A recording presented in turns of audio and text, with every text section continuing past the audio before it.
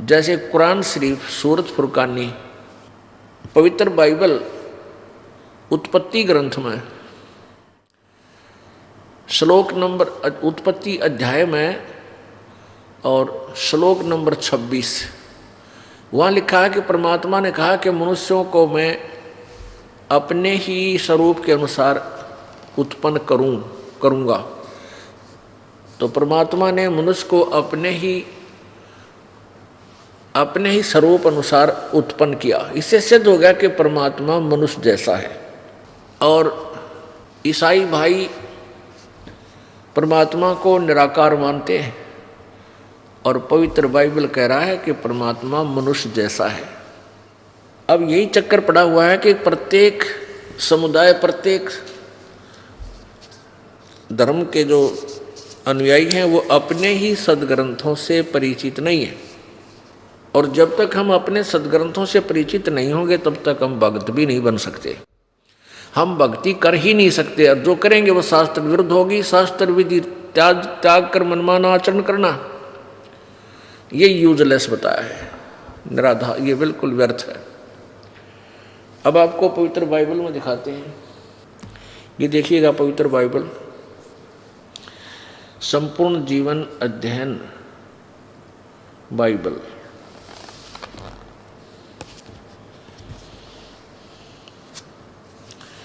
पवित्र बाइबल, संपूर्ण जीवन अध्ययन बाइबल।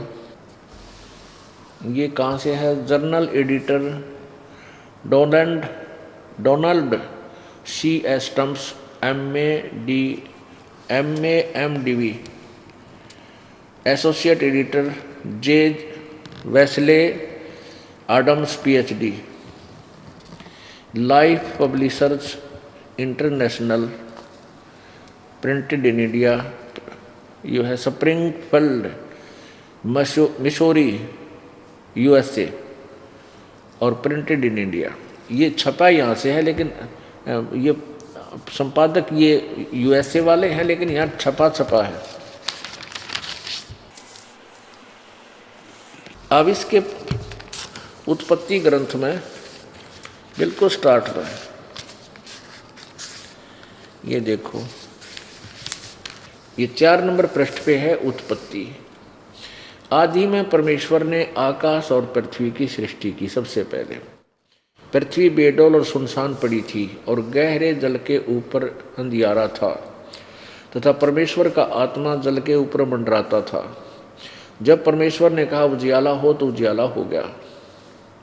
और परमेश्वर ने उजियाले को देखा अच्छा है, और परमेश्वर ने उजियाले को अंधेरे से अलग किया। इस प्रकार ये पहला दिन हो गया। फिर सांझ हुई, फिर भोर हुआ, ये दूसरा दिन हो गया। इसके बाद ना यहाँ से फिर परमेश्वर ने कहा जल के बीच एक ऐसा अंतर हो कि जल 2 भाग हो जाए, ऐसे ही। फिर तीसरा दिन, सांझ हुई फिर भोर हुआ, तीसरा दिन हो गया। सांझ हुई फिर भोर हुआ, ये चौथा दिन हो गया। हम अपने मतलब की वस्तु को ग्रहण करेंगे। ये 5वां दिन, यहाँ से सांझ हुई फिर भोर हुई, भोर हुआ, इस प्रकार 5वां दिन हो गया। और छठे दिन, ये छठा दिन शुरू होगा। यहाँ से 26 नंबर श्लोक को हम पढ़ते हैं। फिर परमेश्वर ने कहा कि हम मनुष्य को अपने स्वरूप के अनुसार अपनी समानता में बनाए। जो कितना क्लियर लिखा है। और वे समुद्र की मछलियों और आकाश के पक्षियों और घरेलू पशुओं और सारी पृथ्वी पर और सब रेंगने वाले जंतुओं पर जो पृथ्वी पर रेंगते हैं अधिकार रखे, यानी उनते वो उनका कंट्रोलर हो, बुद्धिमान हो। 27 में तब परमेश्वर ने मनुष्य को अपने स्वरूप के अनुसार उत्पन्न किया। अपने ही स्वरूप के अनुसार परमेश्वर ने उसको उत्पन्न किया, नर और नारी करके उसने मनुष्य की सृष्टि की। अब इन 26-27 श्लोक में 3-4 बार लिखा है परमात्मा ने मनुष्य को अपने जैसा बनाया और नर नारी करके उसकी सृष्टि की। तो क्या सिद्ध हुआ? परमात्मा मनुष्य जैसा है, नर आकार है। अब देखो पुण्यात्मा, यही बात बिगड़ रही है।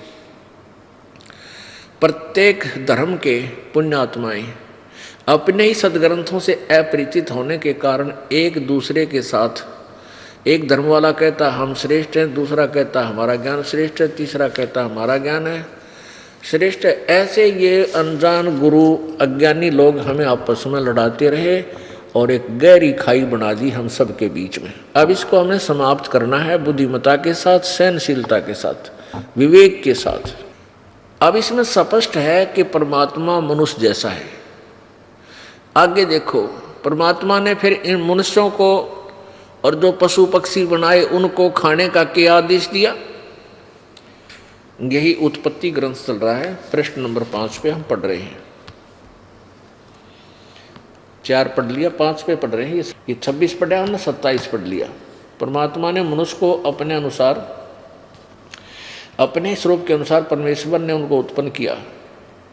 तो परमेश्वर ने मनुष्य को अपने स्वरूप के अनुसार उत्पन्न किया, अपने स्वरूप के अनुसार परमेश्वर ने उनको उत्पन्न किया, नर और नारी करके मनुष्य की सृष्टि की। आगे देखो, परमेश्वर ने उनको आशीष दी और उनसे कहा फूलो फलो और पृथ्वी पर भर जाओ और उसको अपने वश में कर लो और समुद्र की मछलियों तथा आकाश के पक्षी और पृथ्वी पर रेंगने वाले सब जंतुओं पर अधिकार रखो। यानी ये तुम इनसे सियाने हो, इनके कंट्रोलर बनो, खाने के लिए नहीं लिखा। आगे देखो, फिर परमेश्वर ने कहा सुनो, जितने बीज वाले छोटे छोटे पेड़ सारी पृथ्वी के ऊपर हैं और जितने वृक्षों में बीज वाले फल होते हैं वे सब मैंने तुमको दिए हैं, वे तुम्हारे भोजन के लिए हैं।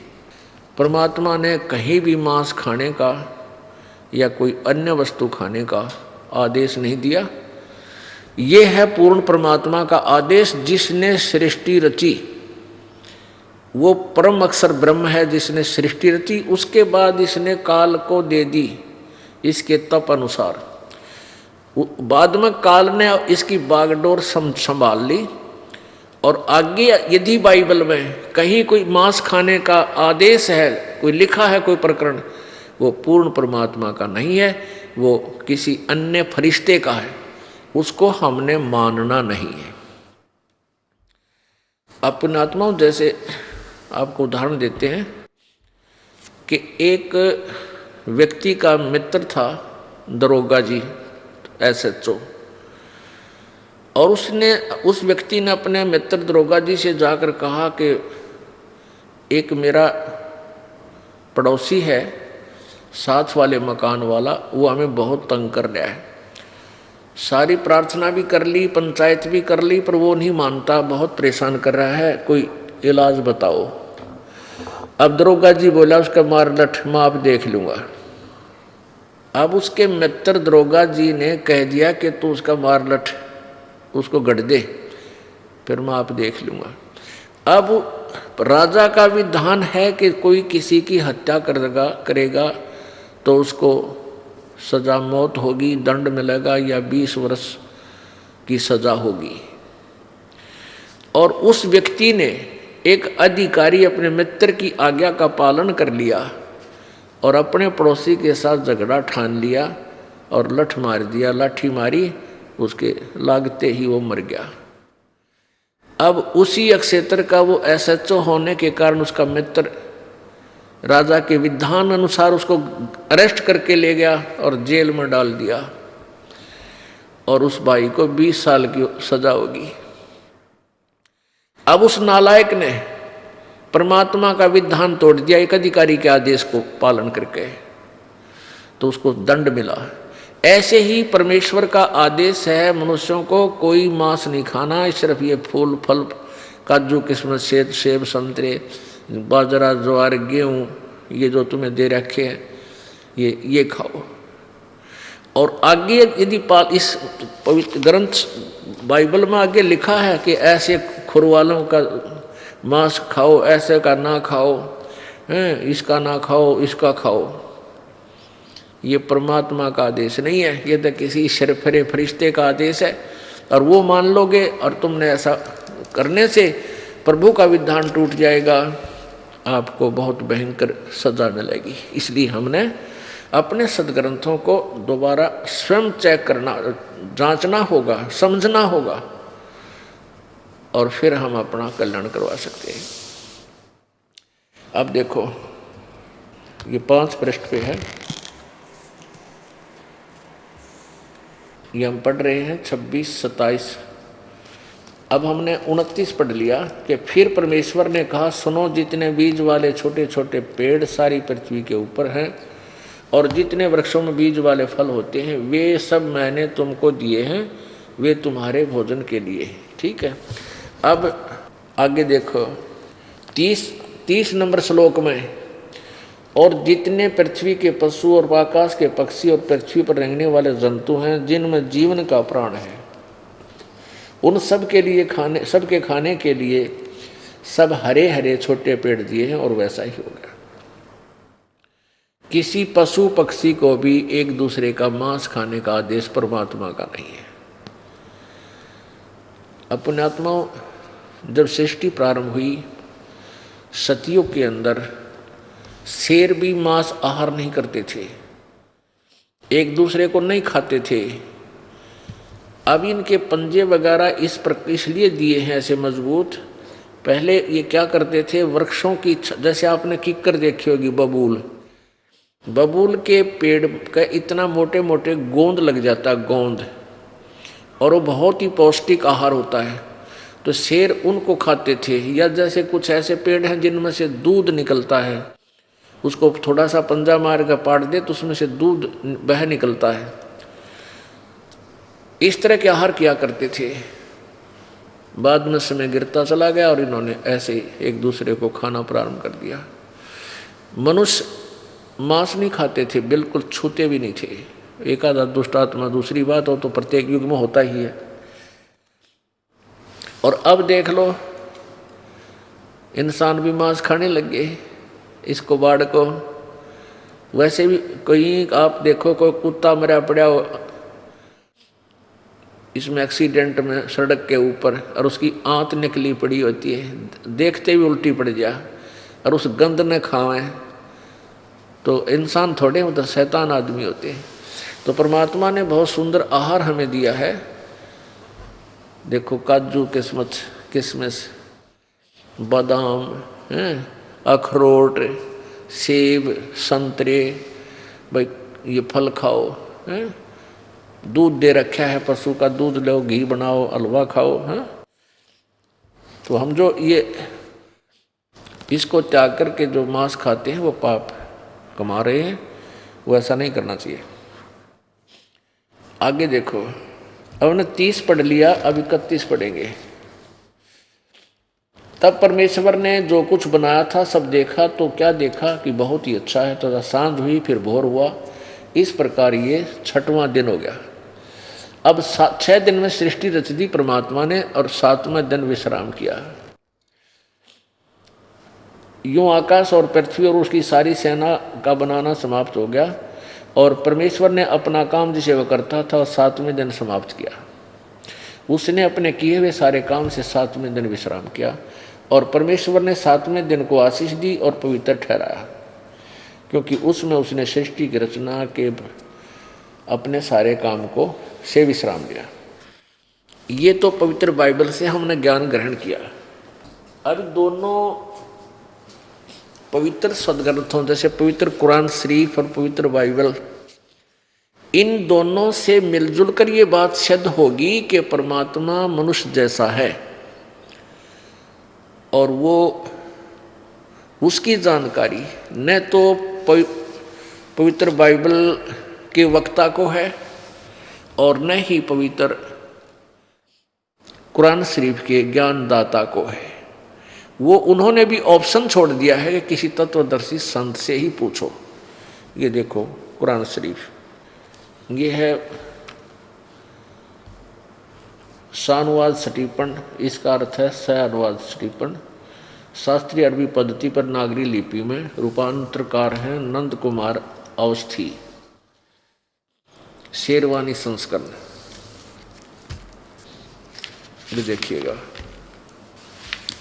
इस पे क्या लिखा है कि यह वह इल्हामी किताब है जिसमें कोई संदेह की गुंजाइश नहीं। अर्थात इसमें जो लिखा है वो मान्य है मुसलमान धर्म को, कि इसमें कोई गुंजाइश नहीं, इसमें जो लिखा वो फाइनल है, हमें मंजूर है।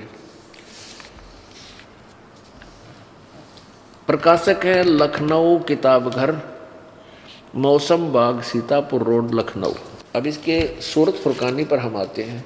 ये देखिएगा, ये सूरत फुरकानी 25 607 पृष्ठ पे हम केवल इतना ही पढ़ेंगे जो हमें आज आवश्यक है। अब क्या बताया है कि कुरान शरीफ का जो ज्ञानदाता है वो अपने पैगंबर हज़रत मोहम्मद जी को आदेश दे रहा है, कुरान शरीफ का ज्ञान दे रहा है। जिसको हज़रत मोहम्मद अपना फाइनल गॉड मानते हैं, अपना भगवान मानते हैं, वो अल्लाह हज़रत मोहम्मद को संदेश दे रहा है और किसी अन्य पूर्ण परमात्मा, उस बड़े भगवान कबीर परमात्मा की तरफ संकेत कर रहा है। अब देखो, ये है सूरत फुरकानी 25। हम यहाँ से प्रश्न नंबर 604 से पढ़ेंगे। नीचे 52 नंबर आयत को प्रारंभ करेंगे। इसमें कबीर शब्द स्पष्ट लिखा, कबीरन। इसको कबीरन कहो, चाहे कबीर कहो, चाहे कबीरा कहो।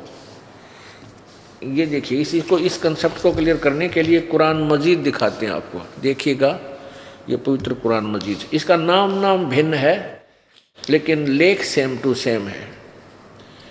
ये है कुरान मजीद, ये है आसिफ बुक डिपो 422 मटिया महल, जामा मस्जिद, दिल्ली 6 से प्रकाशित है। यहाँ फिर देखें, कुरान मजीद हिंदी मुतरजम या तर्जुमा मौलाना फ़तेह मोहम्मद खान साहिब जालंधरी और तसही मौलाना अब्दुल मजीद सरवर साहिब, प्रकाशक है Farid book depot private limited, नई दिल्ली। इसके लेख वही है, सूरत वही है, लेकिन पृष्ठ में अंतर है। इसके 576 पृष्ठ पर देखो, ये कुरान मजीद सूरतुल फुरकानी 25 और पृष्ठ नंबर 576। यहाँ देखिएगा नीचे सेम टू सेम, बिल्कुल कोई अक्षर का, लाइन पंक्ति का भी अंतर नहीं है। ये 52 नंबर है। इसमें लिखा है कि ये 51वीं समाप्ति 52वीं प्रारंभ होती है। फला तुतियल काफिरिन व जाहिदहुम बिही जिहादन कबीरा। इसको कबीरा कहो, चाहे कबीरन कहो, चाहे कबीर कहो। ये सिद्ध करने के लिए दास आपको इसको दिखा। अब इसका काम इतना ही है। अब हम कुरान शरीफ को ही आपको दिखाएंगे। ये कुरान शरीफ है, अभी आपको दिखाया था कुरान शरीफ। ये कुरान शरीफ और सूरतुल फुरकानी 25 प्रश्न नंबर 604 पे है। ये नीचे हम देखेंगे, जो यहाँ कबीरन लिखा वहाँ कबीरा लिखा, बस इतना ही अंतर है। तो इसको कबीर कहो, कबीरन कहो, चाहे कबीरा कहो, एक ही बात है। अब 51वां समाप्त हुआ आयत और 52वीं आयत प्रारंभ हुई। फला तुतियल काफिरन व जाहिदुम बिही जिहादन कबीरन। इसका अनुवाद किया इन महापुरुषों ने, अनुवादकर्ता ने यहाँ पर। तो ए पैगंबर, तुम काफरों का कहा न मानना और इस कुरान की दलीलों से उनका सामना बड़े जोर से करो। अब इन्होंने अर्थ कर दिया कि कुरान शरीफ ज्ञान देने वाला अल्लाह अपनी प्यारी आत्मा हजरत मोहम्मद को संदेश दे रहा है कि ये काफिर लोग हैं, ये कबीर को परमात्मा नहीं मानते। इनकी बातों में मत आना, मैं जो तुझे कह रहा हूँ इस बात पर विश्वास कर। और इन काफरों की बातों में मत आना, मैं तुझे जो ज्ञान दे रहा हूँ ये फाइनल समझ लेना। और उस कबीर के लिए, कबीर परमात्मा के लिए संघर्ष कर। संघर्ष करने का अर्थ है लड़ाई झगड़ा नहीं, कि उनकी बात, वो तेरी बात नहीं मानते तो तू उनकी मत मान। आप उनकी बातों में मत आना, मेरी बात विश्वास रखना। Kabir is God. ये कबीर जो है ये परमात्मा है, ये सुप्रीम पावर है। और ये वही है, आगे देखो 53 में, ये वही है जिसने या 6 दिन में सृष्टि रची। अब देखो 607 पृष्ठ पे यहाँ सूरत फुरकानी 25/607 पे हिंदी पढ़ेंगे हम केवल।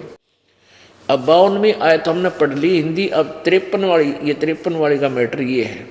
और वही है वो कबीर भगवान अल्लाह वही है जिसने दो दरियाओं को मिला चलाया, एक का मीठा प्यास बुझाने वाला और एक का खारा कड़वा, और दोनों को एक आड़ और मजबूत रोक बना दी। यानी पृथ्वी में खारा पानी भी है और मीठा भी है, दोनों के बीच में आपस में मेल मिलन नहीं है उनका।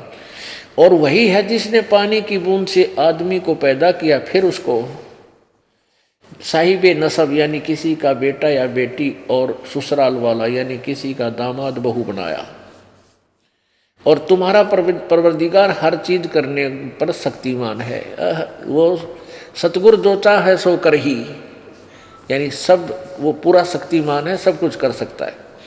और काफिर ये निकम्मे आदमी अल्लाह के सिवा ऐसों को पूजते हैं, देवी देवताओं को पूजते हैं जो न उनको नफ़ा पहुंचा सकते हैं और न उनको नुकसान है। यानी मासा घटे ना चल बध है, वही लेख है ये भी। और काफिर तो अपने परवरदिगार से पीठ दिए हुए हैं, मुंह मोड़े हैं, यानी परमात्मा पूर्ण की भक्ति ना करके आन उपासना करते हैं, अन्य देवी देवताओं पर उलझे बैठे हैं। अब 56 में कहा है ए पैगंबर, और ए पैगंबर हमने तुमको खुशखबरी सुनाने और सिर्फ अजाब से डराने के लिए भेजा है। अब ये 56 पूरा। अब 57 में इन लोगों से कहो कि मैं तुमसे इस अल्लाह के हुक्म पर कुछ मजदूरी नहीं मांगता, हाँ जो चाहे अपने परवरदिगार तक पहुंचने की राह इख्तियार कर ले। अब 58 में कमाल कर दिया, ए पैगंबर उस जिंदा पर भरोसा रखो। जिंदा हजरत मोहम्मद जी को भी परमात्मा एक जिंदा महात्मा के रूप में आकर मिले थे और इनको काफी समझाया था। सतलोक भी लेकर गए थे, एक यमीनी सतलोक है, लेकिन ये वहां नहीं रहे क्योंकि यहाँ काफी अनुयायी बन गए थे, इनकी काफी जय जयकार हो रही थी, तो ये वापस आ गए। तो फिर ये काल संदेश दे रहा है कि ये वही परमात्मा है जो तुझे जिंदा महात्मा के रूप में मिल रहा था, उस पर भरोसा कर तू। अब देखो, अब 58वीं आयत चल रही है, पढ़िएगा। 58वीं आयत हम पढ़ रहे। और ए पैगंबर उस जिंदा महात्मा के रूप में आया था, उस पर भरोसा रखो जो कभी मरने वाला नहीं है, अर्थात वो वास्तव में अविनाशी है। और तारीफ के साथ उसकी पाकी बयान करते रहो। तारीफ के साथ उसकी पाकी यानी पवित्रता, उसकी महिमा का वखान करो। और अपने बंदों के गुनाहों से वह काफ़ी खबरदार है। अपने आत्मा स्पष्ट किया है कि जो कबीर नामक अल्लाह है वो परमात्मा है, उसने ही सारी सृष्टि रची है और वो सर्वशक्तिमान है और वो पाप नाशक है। वो अपने बंदों के गुनाहों से बहुत, वो कबीर परमात्मा खबरदार है, यानी वो खूब जानता है और आपके पाप को भी वो नष्ट कर देगा जब आप सच्चे ढंग से भक्ति करोगे। आगे देखो, अब 58 आपने पढ़ ली, अब 59 यहाँ शुरू होती है। और ये परमात्मा वही है जिसने आसमानों और जमीन और जो कुछ उनके बीच में है और सबको 6 दिन में पैदा किया और फिर तख्त पर जा विराजा। वह अल्लाह बड़ा, ये इन्होंने कबीर का अर्थ बड़ा कर दिया। यहाँ लिखना था वह अल्लाह कबीर, बस रहमान है, दयालु है। और तो उसकी खबर किसी बाखबर इल्म वाले से यानी तत्वदर्शी संत से पूछ देखो। इन दोनों पवित्र सदग्रंथों ने रल मिलकर सिद्ध कर दिया कि परमात्मा सह शरीर है, मनुष्य जैसा है और उसका नाम कबीर है। और उस परमात्मा ने ही, वो जो कबीर नामक परमात्मा है, उसने 6 दिन में सृष्टि रची और 7वें दिन तख्त पर जा विराजा। और उसकी खबर, उसकी जानकारी न पवित्र बाइबल कंप्लीट रखता है और न ही कुरान शरीफ रखती है। ये दोनों पवित्र पुस्तकों में भी यही कहा है कि किसी तत्वदर्शी संत से उसके विषय में जानकारी करो, उनसे पूछो। ऐसे ही पवित्र 4 वेदों में यही लिखा है, जैसे पवित्र यजुर्वेद अध्याय नंबर 40 के श्लोक नंबर 10 से लेकर 13 तक 2 बार लिखा है कि परमात्मा की पूर्ण जानकारी तत्वदर्शी संत ही बताते हैं, उनसे सुनो। पवित्र गीता जी अध्याय नंबर 4 के श्लोक नंबर 34 में भी यही प्रमाण दिया है कि उस तत्व ज्ञान को, उस सच्चिदानंद घन की वाणी अर्थात तत्व ज्ञान को तत्वदर्शी संतों के पास जाकर समझ, वही तुझे बताएंगे। तो इससे सिद्ध हो गया कि ये पवित्र सदग्रंथ इनकम्प्लीट है, इनमें ऑप्शन छोड़ दी, कंप्लीट नहीं है, लेकिन हम इनको गलत भी नहीं कह सकते। तो जब तक हमें कंप्लीट ज्ञान नहीं होगा, जैसे आप मोबाइल कोई फ़ोन मिलाते हो और उसमें एक भी नंबर रह गया, वो कितना का कितना मिल जाएगा, जाके 4 की जगह 3 मिल गया ना, मेरा काम मिल जाएगा। और एक पूरे अक्षर नहीं हुए, एक कम रहेगा तो भी ना मिल रहा है, यानी काम सरय को नहीं, हमारा मोक्ष नहीं हो सकता। हमने चाहिए मोक्ष, जन्म और मृत्यु के रोग से हमें मुक्ति चाहिए। उसके लिए तत्वदर्शी संत ही उस पूर्ण मोक्ष मार्ग को अपनी प्यारी आत्माओं को बताते हैं। अपनी आत्माओं, अब दोनों सदग्रंथों ने ये सिद्ध कर दिया कि परमात्मा मनुष्य जैसा है, वो सहशरीर है, उसका नाम कबीर है और वही सृष्टि रचनहार है, वही पाप नाशक है। अब आपको पवित्र यजुर्वेद में दिखाते हैं कि परमात्मा कैसा है, वो साकार है व निराकार है। अपनात्मा, जब तक हम प्रभु की परिभाषा से पूर्ण रूप से परिचित नहीं हो जाएंगे, हम भक्ति नहीं कर सकते, क्योंकि आप जी को कोई भी विचलित कर देगा और आपके मार्ग से, आपके यथार्थ मार्ग से आपको वंचित करके और काल के जाल में फंसा देगा। अब परमात्मा ने इतना मोटा कबीर सागर लिखा, उससे अलग से वाणी न्यारी लिखी, कबीर 2 शब्दावली अलग लिखी, और फिर इतने मोटे मोटे 4 वेद बनाए। तो ये क्यों बनाए? इसलिए बनाए कि बुद्धिमान लोग जो गुरु पद पर होते हैं वो इनको समझें और फिर उस पूरे ज्ञान को अपने अनुयायियों तक पहुँचाएँ एज इट इज़। लेकिन ऐसा वो नहीं कर सके। हमारे पूर्व वाले जो गुरुजी थे वो वेद ज्ञानहीन थे और वो संस्कृत भाषा के जानकार थे, तो उस संस्कृत भाषा में वो इतनी स्पीड से बोला करते, आम व्यक्ति प्रभावित हो जाता था और ये सोचता था कि भाई गुरुजी के तो बस कमाल कर रखे, बहुत ही विद्वान पुरुष है, क्योंकि वो संस्कृत में इतनी स्पीड से बोला है। आपने संस्कृत बोलनी भी ना आती, तो हम इसी से प्रभावित हो गए। फिर उस संस्कृत में जो उसने बोला था उसका क्या ही हमें, हमारी लैंग्वेज में उन्हें क्या बताया, हम केवल उसी लैंग्वेज को समझ सके जो उसने हमें बताया हमारी भाषा में। तो जिस कारण से वो वेद ज्ञानहीन प्राणियों को हम वेद, पूर्ण वेद के ज्ञानी मानकर उनके द्वारा दिए गए ज्ञान को स्वीकार किए हुए थे, लेकिन वो सारे अज्ञानी थे, उनको वेदों का ज्ञान नहीं था। मोती मुक्ता दर्शत नाही, ये जग है सब अंदरे, दिखत के तो नैन चश्म, इनका फेरा मोतिया बंदरे। किसी व्यक्ति को मोतिया बंद हो जाता है, आंखें स्वस्थ दिखाई देती हैं, लेकिन उसको दिखता कति नहीं, नपट अंधा होता है वो, और आँख इसी दिखें जैसे कति ओके है।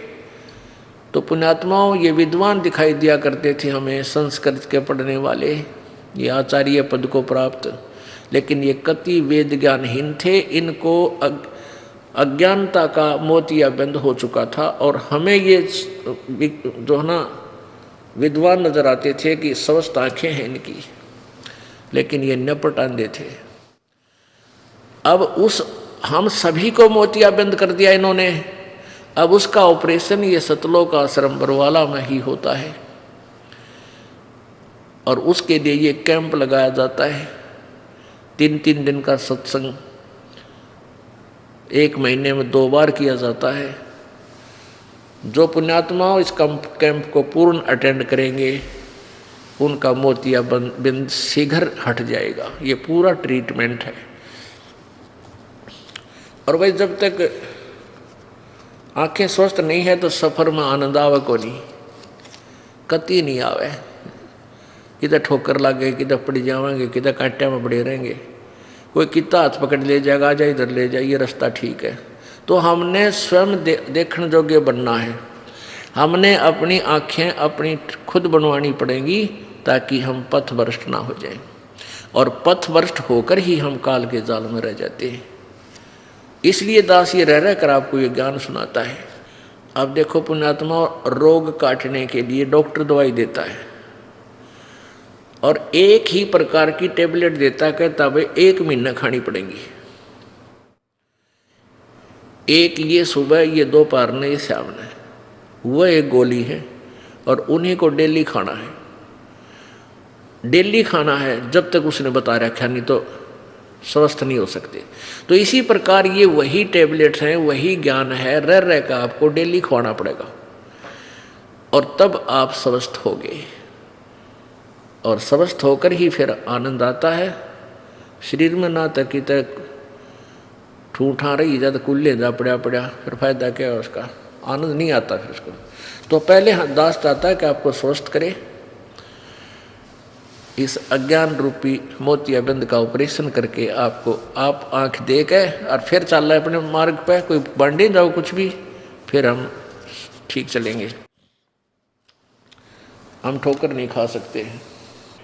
अब कौन कैसा है परमात्मा? अब जैसे इन ज्ञानहीन लोगों ने, किसी ने देख ले, एक का दोष नहीं, किसी ने, सब ने परमात्मा को निराकार बता रखा है। चाहे वो हिंदू धर्म है, चाहे मुसलमान धर्म का अनुयायी है, चाहे सिख धर्म का अनुयायी है, चाहे ईसाई धर्म से संबंधित है, सब ने भगवान को निराकार बता रखे हैं। और हमारे सदग्रंथ कहते हैं कि वो साकार है, वो नर आकार है, मनुष्य जैसा है, वो सहशरीर है, उसका नाम कबीर है। मोती मुक्ता दर्शत नाही, ये जग है सब अंदरे, दिखत के तो नैन चश्म, इनका फेरा मोतिया बिंदरे। अब ये उदाहरण देते हैं। अब ये कलयुग के अंदर एक महर्षि पाक रहा था, युद्धानंद सरस्वती, और इसने कह का नहीं बेरा था और वेदों का ठेका ले रहा कति, जैसे वेद इसके घर के हैं। वेद तो भगवान के दिए हुए थे हैं। और इस दानंद जी को इसका ठेकेदार बता रखा था कि यो बस कलयुग में एक ये अवतार आया है वेदों को जानने वाला। इतनी महिमा गा रखी थी इसकी, ये भगवान ठाई जाना दरीजा। और इसने ऐसा बैठा बैठाया इन वेदों के अनुवाद में और अपने अनुभव की किताब में ये कहता परमात्मा निराकार है। देखिएगा, ये सत्यार्थ प्रकाश। अब देखो महर्षि जी का डठोरा। अब ये ऐसा चित्र देख कर हम न सोचा करते वह महाराज जी के तो चाड़ा था, परमात्मा से मिले हुए थे ये होंगे, ये योग युगत होकर इन्होंने परमात्मा से संपर्क साध रखा होगा। देखो कैसे समाधिस्थ और कितने अच्छे लगते हैं। आम आदमी तेनो कति कुर्बान हो जाए इनके ऊपर। अन्य हो रहे थे अनजानपने में, बारू कहते बुरा जान चाटे थे, रेही खा रहे थे बुरा समझ कर। ये न महर्षि मान के इनको सर पर धर रहे थे, ये थे क्या अब पता चलेगा। देखिएगा, अत सत्यार्थ प्रकाश है। ये सत्यार्थ प्रकाश वेद आदि विविध, वेद आदि यानी वेद और वेद से संबंधित और जो सदग्रंथ हैं उनके विविध सदग्रंथ सदशास्त्र प्रमाण समित, यानी वेद आदि सदग्रंथों के प्रमाणों को लेकर इसकी रचना की है। किसने?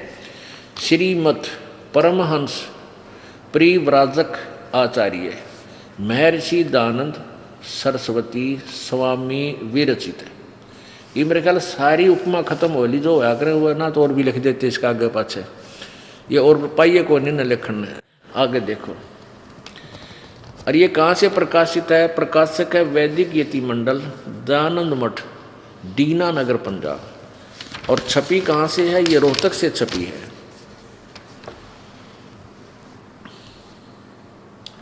स्वामी ओमानंद सरस्वती के सहयोग से प्रचारार्थ लागत से भी कम 25 रुपये में। ये मुद्रक हैं आचार्य प्रिंटिंग प्रेस, दयानंद मठ, गोहाना मार्ग, रोहतक। और ये सन 2000 ईस्वी सन 17 जून 2000 को छपी है। अब इसमें समोल्लास नंबर 7 में स्वामी जी कहते हैं परमात्मा निराकार है। ये देखिएगा, एक नहीं बहुत जगह इन्होंने कहा है।